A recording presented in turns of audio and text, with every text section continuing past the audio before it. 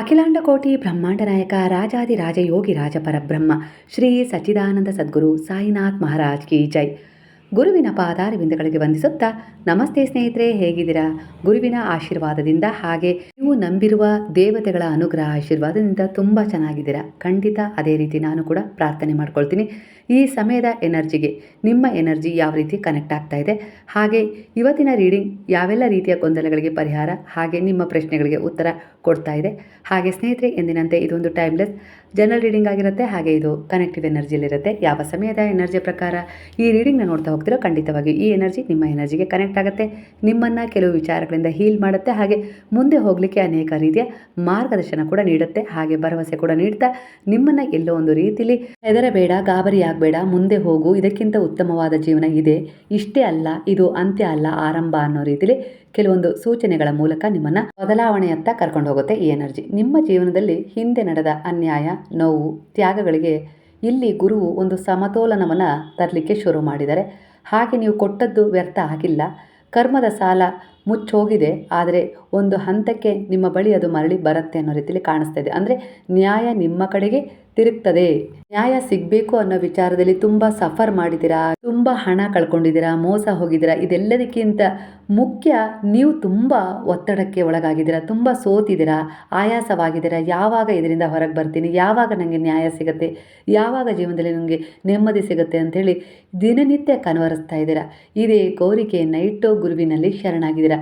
ಈಗ ನಿಮ್ಮ ಪ್ರಾರ್ಥನೆ ಖಂಡಿತವಾಗಿಯೂ ಗುರುವಿಗೆ ತಲುಪಿದೆ. ಅಂದರೆ ಕೆಲವಷ್ಟು ಪಾಠಗಳನ್ನು ಕಲ್ತಿದ್ದೀರಾ. ಈಗ ನಿಮಗೆ ಏನೇ ಒಂದು ಕೊಟ್ಟರು ಅದನ್ನು ಒಂದು ಒಳ್ಳೆಯ ರೀತಿಯಲ್ಲಿ ನೀವು ಉಪಯೋಗಿಸ್ಕೊಳ್ತೀರಾ ಅನ್ನೋ ರೀತಿಯಲ್ಲಿ ನಿಮ್ಮ ಎನರ್ಜಿಗೆ ಕನೆಕ್ಟ್ ಆಗ್ತಿದೆ. ಹಾಗಾಗಿ ನಿಮಗೆ ನ್ಯಾಯ ಆದಷ್ಟು ಬೇಗನೆ ಸಿಗುತ್ತೆ. ಹಾಗೆ ಈ ಸಮಯದಲ್ಲಿ ನಿಮ್ಮ ಆತ್ಮಶಕ್ತಿ ಹೆಚ್ಚಾಗಿದೆ. ಭಾವನಾತ್ಮಕವಾಗಿ ನಿಮ್ಮಲ್ಲಿ ಒಂದು ಪ್ರೌಢಿಮೆ ಅನ್ನೋದು ಬಂದಿದೆ. ನಿಮ್ಮ ಮೌಲ್ಯ ನೀವು ತಿಳ್ಕೊಂಡಿದ್ದೀರಾ. ಇದಕ್ಕೋಸ್ಕರ ಈ ಪಾಠದ ಅಗತ್ಯವಿತ್ತು ಅನ್ನೋ ರೀತಿಯಲ್ಲಿ ಇಲ್ಲಿ ಹಿಂದಿನ ಒಂದು ಕರ್ಮದ ಸೂಚನೆಯಾಗಿದೆ. ಒಟ್ಟಾರೆಯಾಗಿ ನಿಮ್ಮ ಆತ್ಮ ಉದ್ದೇಶ ಯಾವುದನ್ನು ಹೊಂದಿ ಬಂದಿತ್ತೋ ಅದ ಅಂತ್ಯವಾಗಿದೆ, ಅಂದರೆ ಪೂರ್ಣಗೊಂಡಿದೆ. ಖಂಡಿತ ಈಗ ನಿಮ್ಮ ಜೀವನದಲ್ಲಿ ಒಂದು ಹೊಸ ಪ್ರಾರಂಭ ಆಗ್ತದೆ ಅನ್ನೋ ರೀತಿಯಲ್ಲಿ ಕಾಣಿಸ್ತಾ ಇದೆ. ಕೆಲವರ ಒಂದು ವಿಚಾರದಲ್ಲಿ ಯಾವ ರೀತಿ ಒಂದು ಎನರ್ಜಿ ಬಂದಿದೆ ಅಂದರೆ ಗಂಡಾಂತರದ ಸೂಚನೆ ಕಾಣಿಸ್ತಾ ಇದೆ. ಇಲ್ಲಿ ಕೆಲವು ಸಂಬಂಧಗಳಲ್ಲಿ ಆಕರ್ಷಣೆ ಜಾಸ್ತಿ ಆಗ್ತಾ ಇದೆ ಕೆಲವರ ಬಗ್ಗೆ. ಅದರಿಂದ ಎಲ್ಲೋ ಒಂದು ರೀತಿಯಲ್ಲಿ ಗಂಡಾಂತರ ಸಂಭವಿಸಬಹುದು. ನಿಮ್ಮ ಮನಸ್ಸನ್ನು ಹಿಡಿತದಲ್ಲಿ ಇಟ್ಕೊಳ್ಳಿ. ಗುರುವಿನಲ್ಲಿ ಶರಣಾಗಿಸಿ. ನಿಮ್ಮ ನಿಯಂತ್ರಣಕ್ಕೆ ಸಿಗದಿದ್ದಾಗ ಅಲ್ಲಿ ಏನಾದರೂ ಒಂದು ಪರಿವರ್ತನೆ ಸಿಗ್ಬೋದು ಅಂತೇಳಿ ಕಾಣಿಸ್ತಿದೆ. ಇದರಿಂದ ಒಂದು ಶಾಂತಿ ಕಡಿಮೆ ಆಗುತ್ತೆ. ಪುನಃ ಸೇಮ್ ಪ್ಯಾಟ್ರನ್ಗೆ ನೀವು ಒಳಗಾಗ್ತಾ ಇದ್ದೀರಾ. ಕಷ್ಟ ಬಿಡಬೇಕು ಅಂತೇಳಿ ಅಂದ್ಕೊಳ್ತೀರಾ. ಎಲ್ಲೋ ಒಂದು ರೀತಿಲಿ ಮತ್ತೆ ಅದರಿಂದ ಪಾಠ ಕಲಿತರೂ ಕೂಡ ಅದೇ ರೀತಿ ಕಷ್ಟಗಳಿಗೆ ಗುರಿ ಆಗಲಿಕ್ಕೆ ಎಲ್ಲೋ ಒಂದು ರೀತಿಲಿ ನಿಮ್ಮ ಮನಸ್ಸು ಹಾತೊರಿತಾ ಇದೆ. ಅಂದರೆ ಇನ್ನೂ ಅಳಿದುಳಿದ ನೋವುಗಳನ್ನು ನೀವು ಅನುಭವಿಸ್ಲಿಕ್ಕೆ ಈಗ ಸಿದ್ಧರಾಗಿದ್ದೀರಾ ಅನ್ನೋ ರೀತಿಲಿ ಕರ್ಮ ಹೇಳ್ತಾ ಇದೆ. ಆದರೆ ಗುರುವು ನಿಮಗೆ ಇಲ್ಲಿ ಎಲ್ಲ ರೀತಿಯಲ್ಲೂ ಕಾಪಾಡಬಹುದು. ಆದರೆ ನೀವು ಅವರ ಪಾದಗಳಲ್ಲಿ ದೃಢವಾದ ಒಂದು ಮನಸ್ಥಿತಿ ಇಟ್ಟು ಶರಣಾದರೆ, ಅಂದರೆ ಈಗಿನ ನಿಮ್ಮ ಮನಸ್ಥಿತಿ ಅದೆಷ್ಟೇ ಚಂಚಲತೆ ಮೂಡಿಸ್ತಾ ಇದ್ರೂ ಕೂಡ ಅದನ್ನು ಗುರುವಿನ ಒಂದು ಪಾದಗಳಲ್ಲಿ ಇಟ್ಟು ಶರಣಾಗಬೇಕು ಅನ್ನೋ ರೀತಿಲಿ ಕಾಣಿಸ್ತಾ ಇದೆ. ಹಾಗೆ ಕೆಲವರ ಎನರ್ಜಿಯ ಪ್ರಕಾರ ನೀವೀಗ ತುಂಬ ನೋವಲ್ಲಿದ್ದೀರಾ. ಅದು ನಿಮ್ಮವರ ಒಂದು ಅನಾರೋಗ್ಯದ ಸಮಸ್ಯೆ ಆಗಿರ್ಬೋದು, ಇಲ್ಲ ಯಾವುದೋ ಒಂದು ವಿಚಾರದಲ್ಲಿ ನಿಮಗೆ ತುಂಬ ನೋವಾಗ್ತಾ ಇದೆ. ನಿಮ್ಮ ಪ್ರಾರ್ಥನೆ ಭಗವಂತನಿಗೆ ಮುಟ್ಟಿದೆ, ಆದರೆ ನಿಮಗೆ ಈಗ ಯಾವುದು ಉತ್ತಮನೋ ಹಾಗೆ ಅವರಿಗೆ ಈಗ ಯಾವುದು ಉತ್ತಮೋ ಅದೇ ಅವರಿಗೆ ಸಿಗುತ್ತೆ ಅನ್ನೋ ರೀತಿಲಿ ಕಾಣಿಸ್ತಾ ಇದೆ ಎನರ್ಜಿ. ನಿಮಗೆ ಅವರು ಬೇಕು ಅಂತೇಳಿ ಅನಿಸಿರ್ಬೋದು, ಆದರೆ ಅವರಿಗೆ ಎಲ್ಲೋ ಒಂದು ರೀತಿಯಲ್ಲಿ ಈ ಬಂಧನದಿಂದ ಮುಕ್ತಿ ಕೊಟ್ಟರೆ ಅವರಿಗೆ ಎಲ್ಲೋ ಒಂದು ರೀತಿಯಲ್ಲಿ ಮೋಕ್ಷಕ್ಕೆ ದಾರಿಯಾಗತ್ತೆ. ಪ್ರಾರ್ಥನೆ ಮಾಡಿ. ಹಾಗೆ ಅವರು ಈ ಒಂದು ಸಫರನ್ನು ಮುಗಿಸ್ಲಿ. ಯಾಕಂದರೆ ಇಲ್ಲಿ ಬದುಕಲಿಕ್ಕೆ ಒಂದು ಭರವಸೆ ಬೇಕು. ಆ ಭರವಸೆ ಅವರಿಗಿತ್ತು, ನೀವೇ ಆಗಿದ್ರಿ. ಆದರೆ ಈಗ ನೀವೆಲ್ಲ ದೊಡ್ಡವರಾಗಿದ್ದೀರಾ, ಇಲ್ಲ ನಿಮ್ಮ ಒಂದು ಕೆಲಸ ಕಾರ್ಯಗಳಲ್ಲಿ ನಿಮ್ಮನ್ನು ನೀವು ತೊಡಗಿಸ್ಕೊಂಡಿದ್ದೀರಾ. ಅಂದರೆ ಅವ್ರು ಇಲ್ಲದೇನೂ ನೀವು ಬದುಕ್ತೀರಾ ಅನ್ನೋ ರೀತಿಯಲ್ಲಿ ಅವರಿಗೆ ಮನವರಿಕೆ ಆಗಿದೆ. ನನ್ನ ಕೆಲಸ ಎಲ್ಲ ರೀತಿಯಲ್ಲಿ ಇಲ್ಲಿ ಮುಗಿದಿದೆ, ನಾನು ನಿನ್ನ ಹತ್ರ ಬರ್ತೀನಿ ಅಂತೇಳಿ ಅವರೇ ಪ್ರಾರ್ಥನೆ ಮಾಡ್ಕೊಳ್ಳುವಂಥ ಸಮಯ ಬಂದಿದೆ ಅನ್ನೋ ರೀತಿಯಲ್ಲಿ ಇಲ್ಲಿ ಕೆಲವರ ಎನರ್ಜಿಯ ಬಗ್ಗೆ ಕಾಣಿಸ್ತಾ ಇದೆ ಸ್ನೇಹಿತರೆ. ಅಂದರೆ ಕಾರ್ಮಿಕ್ ಕ್ಲಿಯರಿಂಗ್ ನಡೀತಾ ಇದೆ. ಖಂಡಿತ ನೀವು ಮುಂದೆ ಹೋದರೆ ಹೊಸ ದಾರಿ ತೆರೆದುಕೊಳ್ಳುತ್ತೆ. ನಿಮ್ಮ ಸಂಬಂಧ ನಾಶ ಆಗ್ತಾ ಇಲ್ಲ. ನಿಮ್ಮಿಬ್ಬರ ಸಂಬಂಧ ಯಾವುದೇ ರೀತಿ ನಾಶ ಆಗ್ತಾ ಇಲ್ಲ. ಅದು ಒಂದು ಜಾಗೃತಾವಸ್ಥೆಗೆ ಹೋಗ್ತಾ ಇದೆ ಅನ್ನೋ ರೀತಿಯಲ್ಲಿ ಕಾಣಿಸ್ತಾ ಇದೆ. ಅಂದರೆ ಹಳೆಯ ಚಕ್ರ ಮುಚ್ಚಿದರೆ ಆಶೀರ್ವಾದ ಆರಂಭ ಶುರುವಾಗುತ್ತೆ. ಹಳೆಯ ಪ್ರೀತಿ ಒಂದು ಕಾರ್ಮಿಕ್ ಸಂಬಂಧವನ್ನು ಸೂಚಿಸ್ತಾ ಇದೆ. ಅತಿಯಾದ ಕಾಳಜಿ, ಅತಿಯಾದ ತ್ಯಾಗ, ನಾನು ಕೊಟ್ಟಷ್ಟು ನನಗೆ ಸಿಗಲಿಲ್ಲ ಅನ್ನುವ ಭಾವನೆ, ಸಂಬಂಧದಿಂದ ಹೊರಗೆ ಬರಲು ಕಷ್ಟವಾದ ಒಂದು ಅನುಭವ ಈಗ ನೀವು ಅನುಭವಿಸ್ತಾ ಇದ್ರೆ. ಇದು ಪ್ರೀತಿ ಆಗಿದ್ರೂ ಕೂಡ ಪಾಠನೇ ಹೆಚ್ಚು ನಿಮಗೆ ಸಿಕ್ಕಿದೆ ಇದರಿಂದ. ಪ್ರೆಸೆಂಟ್ ಅಂದರೆ ಇಂದಿನ ಸ್ಥಿತಿ, ಜಸ್ಟಿಸ್, ಸ್ಟ್ರೆಂತ್ ಕಾರ್ಡ್ ಬರ್ತಾ ಇದೆ. ನೀವು ಈಗ ಸ್ವತಃ ನಿಮ್ಮನ್ನು ಕಾಪಾಡಿಕೊಳ್ಳುವ ಹಂತದಲ್ಲಿ ಇದ್ದೀರಾ. ಮನಸ್ಸು ಇನ್ನೂ ಆ ವ್ಯಕ್ತಿಯ ಬಗ್ಗೆ ಕಾಳಜಿ ಪ್ರೀತಿ ಇಟ್ಕೊಂಡಿದೆ, ಬೇಕು ಅಂತ ಹೇಳಿ ಹಂಬಲಿಸ್ತಾ ಇದೆ. ಆದರೆ ಆತ್ಮ ಹೇಳ್ತಾ ಇದೆ, ಈ ಬಾರಿ ನನ್ನ ಮೌಲ್ಯ ನನಗೆ ಸಿಗಲೇಬೇಕು ಅನ್ನೋ ರೀತಿಲಿ, ಅಂದರೆ ನನ್ನ ಬೆಲೆ ಅವ್ರಿಗೆ ಗೊತ್ತಾಗಬೇಕು, ಇಲ್ಲ ಅಂದರೆ ನಾನೇ ನನ್ನ ಮೌಲ್ಯವನ್ನು ಅರ್ಥ ಮಾಡ್ಕೊಳ್ಬೇಕು. ತಲೆಬಾಗಿ ನಾನು ಹೋದಷ್ಟು, ನಾನು ಕಾಳಜಿ ಮಾಡಿದಷ್ಟು, ಪ್ರೀತಿ ಕೊಟ್ಟಷ್ಟು ಎಲ್ಲೋ ಒಂದು ರೀತಿಲಿ ಆ ನನ್ನತನವನ್ನೇ ನಾನು ಕಳ್ಕೊಳ್ತಾ ಇದ್ದೀನಿ ಅಂತೇಳಿ ನಿಮಗೆಲ್ಲೋ ಒಂದು ರೀತಿಲಿ ಅನ್ನಿಸ್ತಾ ಇದೆ. ಪ್ರೀತಿನೂ ಇದೆ, ಬಿಟ್ಟಿರಲಿಕ್ಕೂ ಆಗ್ತಾ ಇಲ್ಲ, ಬಯಸ್ತಾ ಇದ್ದೀರಾ. ಆದರೂ ಕೂಡ ಇಲ್ಲಿ ಕಾರ್ಮಿಕ್ ಕ್ಲಿಯರಿಂಗ್ ಈಗ ನಡೀತಾ ಇದೆ ಎನ್ನುವ ಸೂಚನೆ ಸಿಗ್ತಾ ಇದೆ. ಇಲ್ಲಿ ನಿಮ್ಮ ಫ್ಯೂಚರ್, ಭವಿಷ್ಯ ಯಾವ ರೀತಿ ಕಾಣಿಸ್ತಾ ಇದೆ ಅಂದರೆ ಹೊಸ ಪ್ರೀತಿ ಅಥವಾ ಹಳೆಯ ದಿನದ ಒಂದು ಶುದ್ಧ ರೂಪಾಂತರ ಆಗತ್ತೆ ಅನ್ನೋ ರೀತಿಯಲ್ಲಿ ಕಾಣಿಸ್ತಾ ಇದೆ. ಅಂದ್ರೆ ನಿಮ್ಮ ಹಳೆಯ ಪ್ರೀತಿಯಿಂದ ನೀವು ಹೊರಗೆ ಬರಕ್ಕೆ ಆಗ್ತಾ ಇಲ್ಲ ಕೆಲವರ ಎನರ್ಜಿಯ ಪ್ರಕಾರ. ಹಾಗಾಗಿ ನೀವು ಹಂಬಲಿಸ್ತಾ ಇದ್ದೀರಾ, ಪ್ರಾರ್ಥಿಸ್ತಾ ಇದ್ದೀರಾ, ಅದರಲ್ಲೇ ಏನಾದರೂ ಪರಿವರ್ತನೆ ಬೇಕು ಅಂತೇಳಿ ಬಯಸ್ತಾ ಇದ್ದೀರಾ. ಅಂದರೆ ಖಂಡಿತ ಆ ಹಳೆಯ ಪ್ರೀತಿ, ಆ ಹಳೆಯ ದಿನಗಳು ಶುದ್ಧವಾಗಿ ರೂಪಾಂತರಗೊಳ್ತವೆ ಅನ್ನೋ ರೀತಿಯಲ್ಲಿ ಕಾಣಿಸ್ತಾ ಇದೆ. ಆದರೆ ಸ್ವಲ್ಪ ಸಂಯಮ ಬೇಕು, ಇನ್ನೂ ಸ್ವಲ್ಪ ಸಮಯ ತಗೊಳುತ್ತೆ ಅನ್ನೋ ರೀತಿಯಲ್ಲಿ ಕಾಣಿಸ್ತಾ ಇದೆ. ಕಾಳಜಿ ಎರಡೂ ಕಡೆಯಿಂದ ಇರಬೇಕು, ಆದರೆ ನಿಮ್ಮ ಕಡೆಯಿಂದ ಇದೆ ಪ್ರೀತಿ, ಕಾಳಜಿ. ಅವರ ಕಡೆಯಿಂದ ಅದು ಎಲ್ಲೋ ಒಂದು ರೀತಿಯಲ್ಲಿ ಛಿದ್ರವಾಗಿದೆ, ಬೇರೆಡೆಗೆ ಹೋಗಿದೆ. ಅವರ ಎನರ್ಜಿ ಬೇರೆಯವರ ಎನರ್ಜಿಗೆ ಕನೆಕ್ಟ್ ಆಗಿದೆ. ಹಾಗಾಗಿ ಅವರು ನಿಮ್ಮ ಕಡೆ ಫೋಕಸ್ ಮಾಡೋಕ್ಕಾಗ್ತಾ ಇಲ್ಲ ಅನ್ನೋ ರೀತಿಯಲ್ಲಿ, ಅಂದರೆ ನಿಮ್ಮ ಬೆಲೆ ಅವರಿಗೆ ಅರ್ಥ ಆಗ್ತಾ ಇಲ್ಲ, ನಿಮ್ಮ ಪ್ರೀತಿ, ಕಾಳಜಿ ಎಲ್ಲೋ ಒಂದು ರೀತಿಯಲ್ಲಿ ಅವರಿಗೆ ಅರ್ಥ ಆಗ್ತಾ ಇಲ್ಲ. ಆದರೆ ಆ ಸಮಯ ಕೂಡ ಬರುತ್ತೆ ಅನ್ನೋ ರೀತಿಯಲ್ಲಿ ಇಲ್ಲಿ ಕಾಣಿಸ್ತಾ ಇದೆ. ಶಾಂತಿ ಮತ್ತು ಭರವಸೆ ಖಂಡಿತ ಇಟ್ಕೊಳ್ಳಿ. ಗೌರವ ಇರುವ ಸಂಬಂಧ ನಿಮಗೆ ನಿಮ್ಮದಾಗಿ ಸಿಕ್ಕೇ ಸಿಗುತ್ತೆ ಅನ್ನೋ ರೀತಿಯಲ್ಲಿ ಕಾಣಿಸ್ತದೆ. ಅದು ಗೌರವಪೂರ್ವಕವಾಗಿ ಮತ್ತೆ ಮರಳಿ ಬರುತ್ತೆ ಅನ್ನೋ ರೀತಿಯಲ್ಲಿ ಕಾಣಿಸ್ತಾ ಇದೆ. ಇದು ನಿಮ್ಮ ಕರ್ಮದಿಂದ ಮುಕ್ತವಾದ ಪ್ರೀತಿ ಅಂತ ಹೇಳಿ ಇಲ್ಲಿ ರೆಸನೇಟ್ ಆಗ್ತಾ ಇದೆ. ಹಳೆಯ ಸಂಬಂಧದಲ್ಲಿ ಯಾವೆಲ್ಲ ರೀತಿಯ ಒಂದು ಕೊರತೆಗಳಿದ್ವು, ಇಲ್ಲ ಏನೋ ಒಂದು ಸಮಸ್ಯೆಗಳಿದ್ವು, ಅವೆಲ್ಲವೂ ಮುಕ್ತವಾಗ್ತವೆ, ಅರ್ಥ ಮಾಡ್ಕೊಳ್ತೀರಾ. ಆದರೆ ಮುಂದಿನ ಸಂಬಂಧ ಒಂದು ಆಶೀರ್ವಾದದಿಂದ ಕೂಡಿರುತ್ತೆ. ಯಾಕಂದರೆ ಕೆಲವು ಪಾಠಗಳನ್ನು ಕಲ್ತಿದ್ದೀರಾ, ಸ್ವಲ್ಪ ತಾಳ್ಮೆ, ಸಂಯಮ ಎಲ್ಲ ಬಂದಿದೆ. ಹಾಗಾಗಿ ಅದು ಒಂದು ಆಶೀರ್ವಾದ, ಗುರುವಿನ ಆಶೀರ್ವಾದದಿಂದ ಆ ಸಂಬಂಧ ಮರಳಿ ಸಿಕ್ಕಿದೆ. ಹಾಗಾಗಿ ನಿಮ್ಮವರು ಪರಿಪೂರ್ಣವಾಗಿ ನಿಮ್ಮ ಬಳಿ ಮರಳಿ ಬರ್ತಾರೆ. ಅದು ಪ್ರೀತಿನೇ ಆಗಿರ್ಬೋದು, ಗಂಡ ಹೆಂಡತಿಯ ಸಂಬಂಧದಲ್ಲೇ ಆಗಿರ್ಬೋದು, ಪರಿವರ್ತನೆ ಸಿಗುತ್ತೆ. ನೀವು ನಂಬಿದ ದೇವರು ನಿಮ್ಮನ್ನು ಕೈ ಬಿಟ್ಟಿಲ್ಲ, ನಿಮ್ಮ ಪ್ರಾರ್ಥನೆ ವ್ಯರ್ಥ ಆಗಿಲ್ಲ. ಖಂಡಿತ ಆ ಪ್ರಾರ್ಥನೆಗೆ ಅರ್ಥ ಸಿಕ್ಕಿದೆ ಅನ್ನೋ ಅನುಭವ ನಿಮಗಾಗತ್ತೆ. ಸ್ವಲ್ಪ ಸಮಯ ತಗೊಂಡಿರ್ಬೋದು, ಇಲ್ಲ ತೆಗೆದುಕೊಳ್ತಾ ಇರ್ಬೋದು, ಆದರೆ ಖಂಡಿತ ಎಲ್ಲ ರೀತಿಯಲ್ಲಿ ಒಂದು ಒಳ್ಳೆಯ ಪರಿವರ್ತನೆಯ ಮೂಲಕ ಮತ್ತೆ ಅದು ಛಿದ್ರವಾಗಬಾರ್ದು, ಬರೋದು ಹೋಗೋದು ಆಗಬಾರ್ದು. ಹಾಗಾಗಿ ಅವರು ಮರಳಿ ಬಂದರೆ ನಿಮ್ಮ ಬಗ್ಗೆ ಅವರಿಗೆ ಒಂದು ಬೆಲೆ, ಗೌರವ ಎಲ್ಲ ಇರುತ್ತೆ, ಪ್ರೀತಿನೂ ಹೆಚ್ಚಾಗಿರುತ್ತೆ, ನಿಮ್ಮಲ್ಲೇ ಅವರು ಸಮರ್ಪಣೆ ಆಗ್ತಾರೆ ಅನ್ನೋ ರೀತಿಯಲ್ಲಿ ಕಾಣಿಸ್ತಾ ಇದೆ. ಹಾಗಾಗಿ ಸ್ವಲ್ಪ ದಿನ ತಡ ಆಗಿತ್ತು, ಇಲ್ಲ ತಡ ಆಗ್ತದೆ ಅನ್ನೋ ರೀತಿಯಲ್ಲಿ ಕಾಣಿಸ್ತಿದೆ.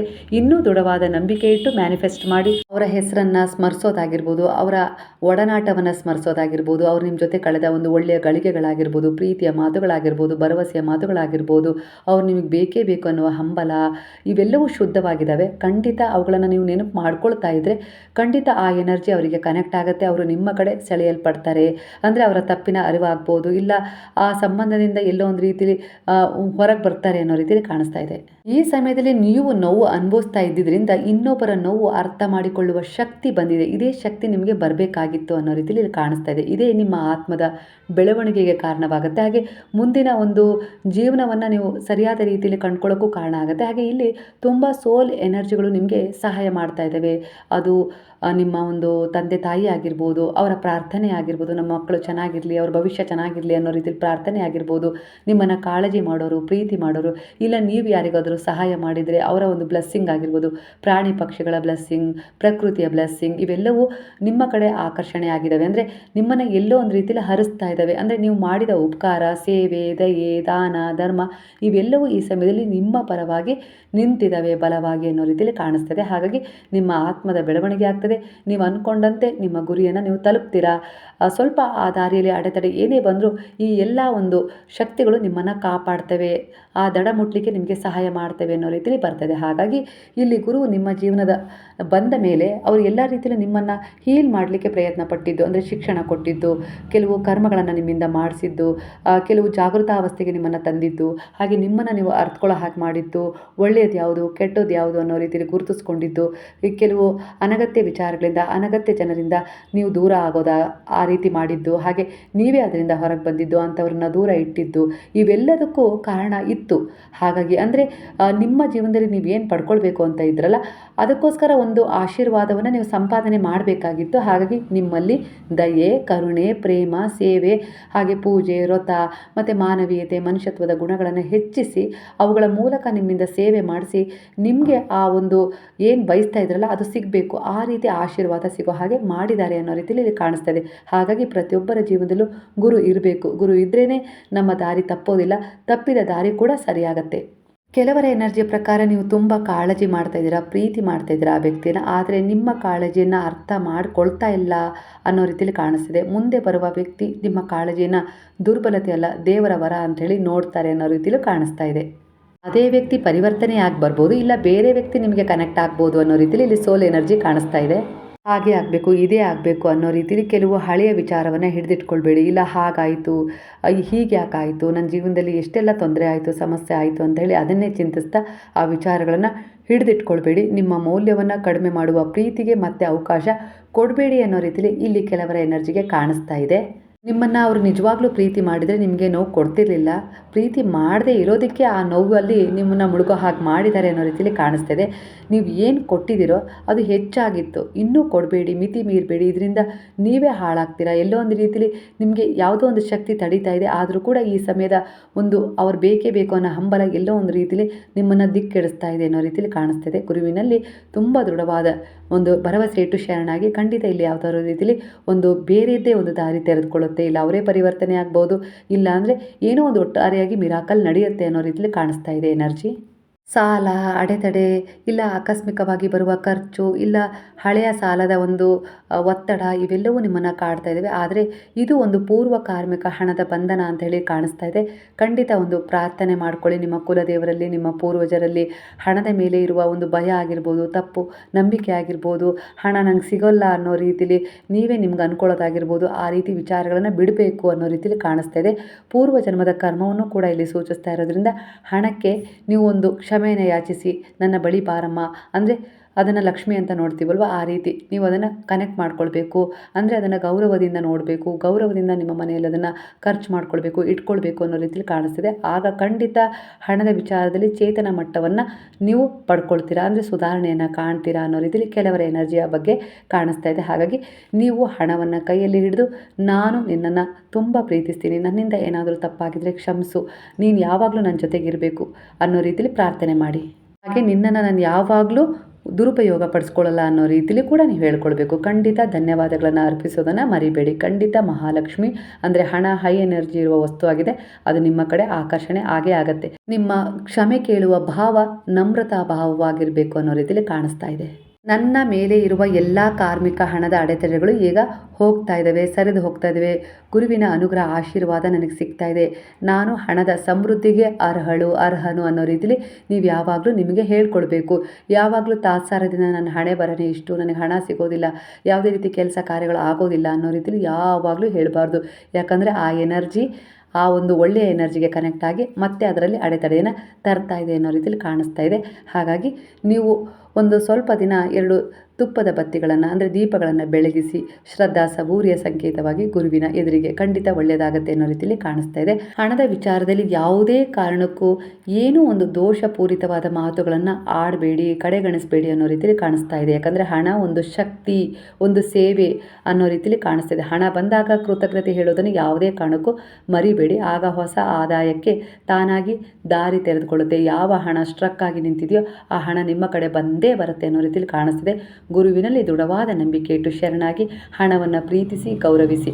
ಖಂಡಿತ ಹಣಕ್ಕೆ ಆದ ಅವಮಾನ, ಇಲ್ಲ ನೀವೇ ಮಾಡಿರ್ಬೋದು, ಇಲ್ಲ ನಿಮ್ಮ ಪೂರ್ವಜರು ಯಾವುದೋ ಒಂದು ರೀತಿಯಲ್ಲಿ ಹಣಕ್ಕೆ ಮಾಡಿದ ಅವಮಾನದಿಂದ ಅದು ಎಲ್ಲೋ ಒಂದು ರೀತಿಯಲ್ಲಿ ನಿಮ್ಮ ಕಡೆ ಸೆಳೆಯಲ್ಪಡ್ತಾ ಇಲ್ಲ ಅನ್ನೋ ರೀತಿಯಲ್ಲಿ ಕಾಣಿಸ್ತಿದೆ. ಒಂದು ಕ್ಷಮೆಯನ್ನು ಯಾಚಿಸಿ, ನಿಮ್ಮ ಮನೆಯಲ್ಲಿ ಲಕ್ಷ್ಮಿ ಎದುರಿಗೆ ಆದರೂ ನಿಂತು, ಇಲ್ಲ ಹಣದ ಎದುರಿಗಾದರೂ ನಿಂತು, ಇಲ್ಲ ಅದನ್ನು ಕೈಯಲ್ಲಿ ಹಿಡಿದಾದರೂ ಹೇಳ್ಕೊಳ್ಳಿ, ನಾನೇನಾದರೂ ಸಾಧನೆ ಮಾಡಲಿಕ್ಕೆ ಹುಟ್ಟಿದ್ದೀನಿ, ನಾನು ಬಡತನಕ್ಕಲ್ಲ ಸಮೃದ್ಧಿಗೆ ಹುಟ್ಟಿದ್ದೀನಿ, ನನ್ನ ಆತ್ಮದ ಉದ್ದೇಶ ಒಂದು ಒಳ್ಳೆಯದನ್ನು ಪಡ್ಕೊಳ್ಳೋಕ್ಕೆ ಹುಟ್ಟಿದೆ ಅನ್ನೋ ರೀತಿಯಲ್ಲಿ ನಿಮಗೆ ನೀವು ಯಾವಾಗಲೂ ಆತ್ಮವಿಶ್ವಾಸ, ಧೈರ್ಯವನ್ನು ತುಂಬಿಕೊಳ್ಬೇಕು. ಒಪ್ಕೊಳ್ಬಾರ್ದು ದುರ್ಬಲತೆಯನ್ನು, ಹಣೆ ಬರವನ್ನು ಹೀಯಾಳಿಸಬಾರ್ದು ಅನ್ನೋ ರೀತಿಯಲ್ಲಿ ಕಾಣಿಸ್ತಾ ಇದೆ.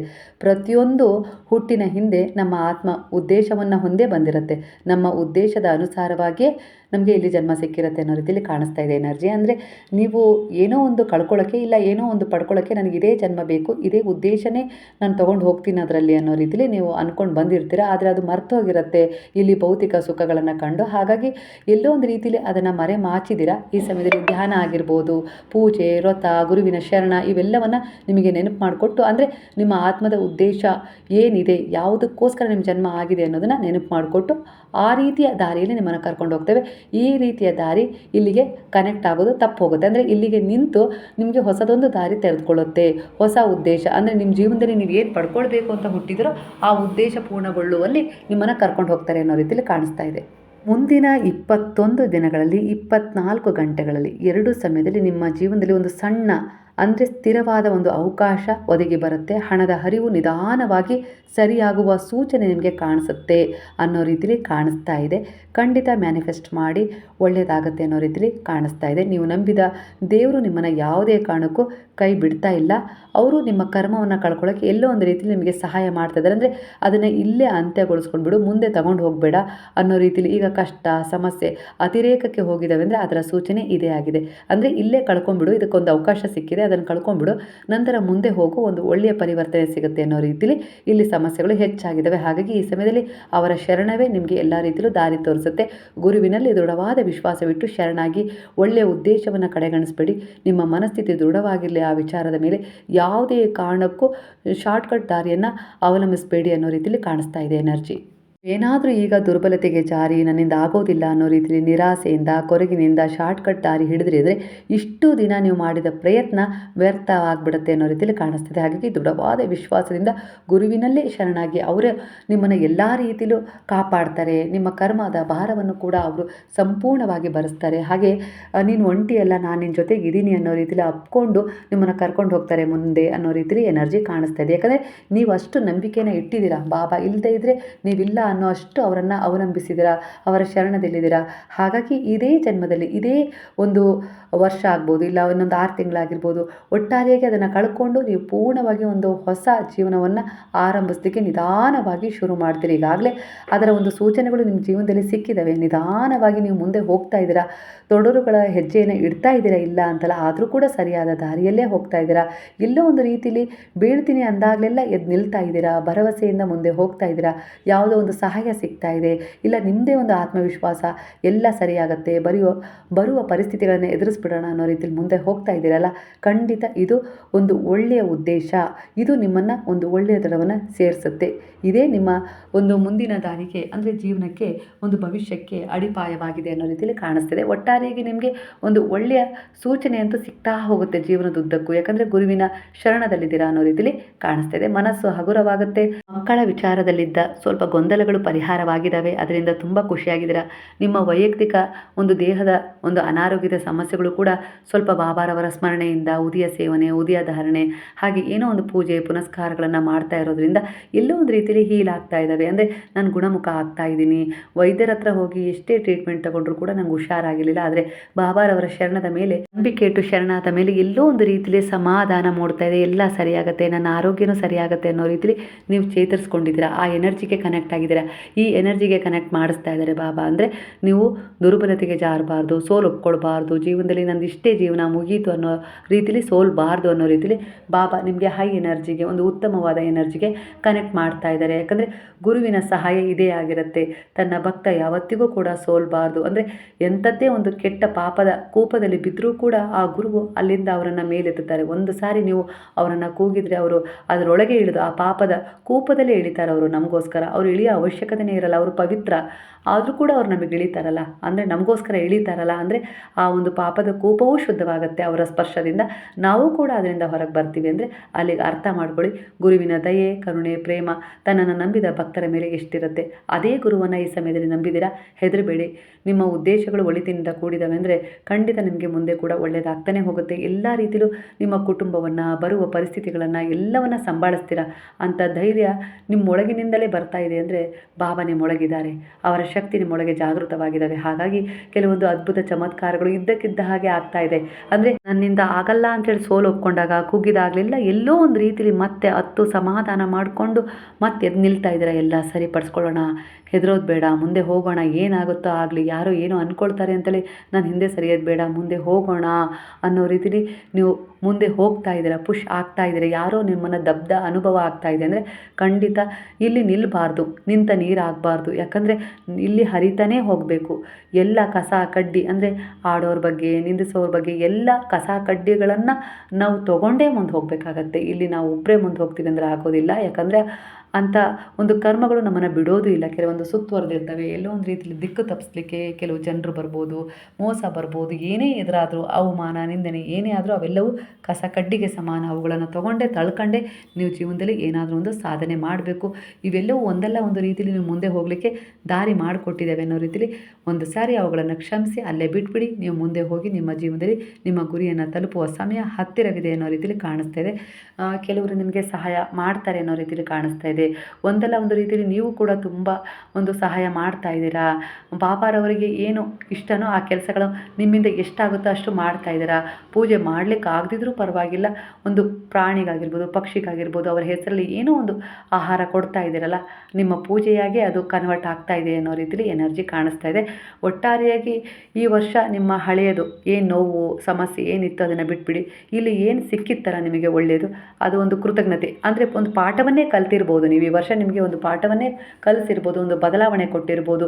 ಹಿಂದಿನಂತಿಲ್ಲ, ಈಗ ಒಂದು ಪರಿವರ್ತನೆಯ ಮೂಲಕ 2026ನೇ ಇಸ್ವಿಗೆ ಕಾಲಿಡ್ತಾ ಇದ್ದೀರಾ ಅಂದರೆ ನೀವು ಇದಕ್ಕೆ ಕೃತಜ್ಞತೆ ಸಲ್ಲಿಸಬೇಕು. ಈ ವರ್ಷ ನನ್ನ ಜೀವನದಲ್ಲಿ ಎಷ್ಟೆಲ್ಲ ಒಂದು ಬದಲಾವಣೆಯನ್ನು ತಂತು, ಎಷ್ಟೆಲ್ಲ ನಾನು ಬದಲಾದೆ, ಯಾವೆಲ್ಲ ರೀತಿಯಲ್ಲಿ ನನ್ನನ್ನು ನಾನು ಬದಲಾವಣೆ ಮಾಡಿಕೊಂಡು 2026ನೇ ಇಸ್ವಿಗೆ ಕಾಲಿಡ್ತಾ ಇದ್ದೀನಿ ಅನ್ನೋ ರೀತಿಯಲ್ಲಿ ಪ್ರೌಡ್ ಫೀಲ್ ಮಾಡ್ಕೊಳ್ಳಿ. ಅಂದರೆ ಎಷ್ಟೋ ವಿಚಾರಗಳಿಗೆ ಪಶ್ಚಾತ್ತಾಪ ಪಟ್ಟಿದ್ದೀರಾ, ನಿಮ್ಮ ತಪ್ಪುಗಳನ್ನು ತಿದ್ಕೊಂಡಿದ್ದೀರಾ.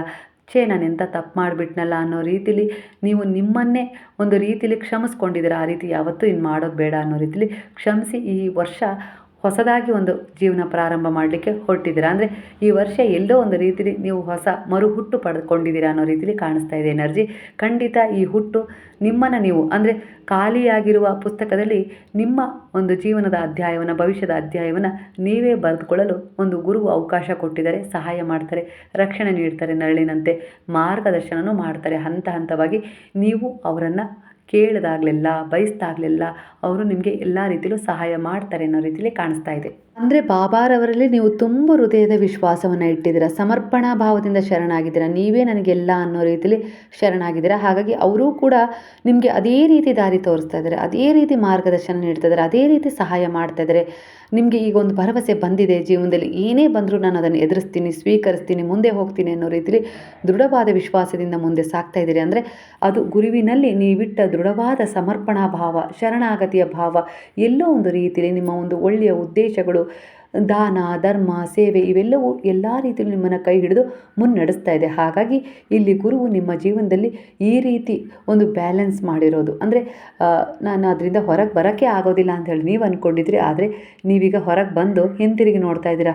ನಾನು ಅಲ್ಲಿಂದ ಹೊರಗೆ ಬರ್ತೀನಿ, ಆ ಸಮಸ್ಯೆಯಿಂದ, ಆ ಹೋರಾಟದಿಂದ ಅಂಥೇಳಿ ಅಂದ್ಕೊಂಡೇ ಇರಲಿಲ್ಲ. ಆದರೂ ಕೂಡ ಆವಾಗಲೇ ನಾನು ಸೋಲೊಪ್ಕೊಂಡಿದ್ದೆ. ಆದರೂ ಇಷ್ಟು ದೂರದವರೆಗೂ ನಾನು ಬಂದನಲ್ಲ, ಇನ್ನೇನು ಸ್ವಲ್ಪ ದೂರ ಇದೆ, ಎಲ್ಲ ಸಮಸ್ಯೆಗಳಿಂದ ಹೊರಗೆ ಬರ್ತೀನಿ ಅನ್ನೋ ಆತ್ಮವಿಶ್ವಾಸ ಈಗ ನೀವು ಮೂಡಿಸ್ಕೊಂಡಿದ್ದೀರಾ. ಅಂದರೆ ನಿಮ್ಮ ಒಂದು ಒಳ್ಳೆಯ ಉದ್ದೇಶ, ಕರ್ಮ ಎಲ್ಲೋ ಒಂದು ರೀತಿಯಲ್ಲಿ ನಿಮ್ಮ ಸೇವೆಗಳು ಕೈ ಹಿಡಿದಿದ್ದಾವೆ, ಒಂದು ಬ್ಲೆಸ್ಸಿಂಗ್ ರೂಪದಲ್ಲಿ ಅನ್ನೋ ರೀತಿಯಲ್ಲಿ ಕಾಣಿಸ್ತಾ ಇದೆ. ಹಾಗಾಗಿ ಇದೇ ಒಂದು ಒಳ್ಳೆಯ ಉದ್ದೇಶದಿಂದ ಗುರುವಿನಲ್ಲಿ ಇನ್ನೂ ದೃಢವಾದ ವಿಶ್ವಾಸವಿಟ್ಟು ಸಮರ್ಪಣೆ ಆದಷ್ಟು ಆ ಗುರುವು ನಿಮ್ಮನ್ನು ಎಂದಿಗೂ ಕೂಡ ಕೈ ಬಿಡೋದಿಲ್ಲ. ನಿಮ್ಮದು ಯಾವುದೇ ಒಂದು ಪ್ರಯತ್ನ ಕೂಡ ವ್ಯರ್ಥ ಆಗಲಿಕ್ಕೆ ಗುರು ಬಿಡೋದಿಲ್ಲ. ನಿಮ್ಮ ಪರವಾಗಿ ನಿಂತು ನ್ಯಾಯವನ್ನು ಒದಗಿಸಿ ಕೊಡ್ತಾರೆ ಅನ್ನೋ ರೀತಿಯಲ್ಲಿ ಎನರ್ಜಿ ಕಾಣಿಸ್ತಾ ಇದೆ ಸ್ನೇಹಿತರೆ. ಇವತ್ತಿನ ಸಾಯಿ ಟ್ಯಾರೋ ರೀಡಿಂಗ್ನ ಮೆಸೇಜ್ ನಿಮ್ಮ ಜೀವನಕ್ಕೆ ಹತ್ತಿರವಾಗಿದ್ದರೆ ಕೃತಜ್ಞತಾ ಪೂರ್ವಕವಾಗಿ ಸಾಯಿರಾಮ್ ಅಂತೇಳಿ ಕಮೆಂಟ್ ಮಾಡೋದನ್ನು ಮರಿಬೇಡಿ. ಹಾಗಾದರೆ ಎಲ್ಲರೂ ಸೇರಿ ಹೇಳೋಣ, ಹರೇ ರಾಮ ರಾಮ ರಾಮ ಹರೇ ಹರೇ, ಹರೇ ಕೃಷ್ಣ ಕೃಷ್ಣ ಕೃಷ್ಣ ಹರೇ ಹರೇ, ಹರೇ ಸಾಯಿ ಸಾಯಿ ಸಾಯಿ ಹರೇ ಹರೇ, ಹರೇ ಬಾಬಾ ಬಾಬಾ ಬಾಬಾ ಹರೇ ಹರೇ, ಹರೇ ದತ್ತ ದತ್ತ ದತ್ತ ಹರೇ ಹರೇ.